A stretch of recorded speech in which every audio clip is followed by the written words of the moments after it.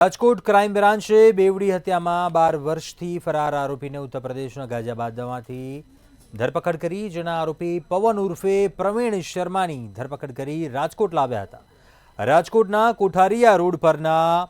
નાડોદા નગરમાં વર્ષ 2012માં મહિલા અને તેની કાકીની ઘાતકી હત્યા થઈ હતી। જોકે આ હત્યા મહિલાના પતિ પવન ઉર્ફે પ્રવીણ રામશંકર શર્મા અને તેના ભાઈએ કરી હોવાનું સામે આવ્યું, જ્યારે પોલીસે પવનના ભાઈને તત્કાલીન સમયે ઝડપી પાડ્યો હતો, પરંતુ પવન હાથ આવ્યો ન હતો અને અંતે ક્રાઇમ બ્રાન્ચે બેવડી હત્યાની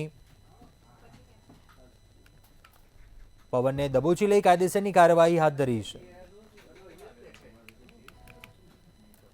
વેરીફાઈ કરતા સમયે તેવું ધ્યાન પર આવ્યું કે તે ચાની એક ટપરી ચલાવી રહ્યો છે, તો પછી કોઈ ફેરિયા બનીને કોઈ શાકભાજીની લારી ચલાવીને એ રીતે જઈને અને કેમ કે 12 વર્ષનો સમય થઈ ગયો હતો, ચહેરો પણ બદલાઈ ચૂક્યો હતો, એટલે સૌપ્રથમ તો એ પવાના નામે ત્યાં ઓળખાતો હતો, એને વેરીફાઈ કર્યું કે આ એ જ વ્યક્તિ છે, એની સાથે વાતચીત કરી અને એકવાર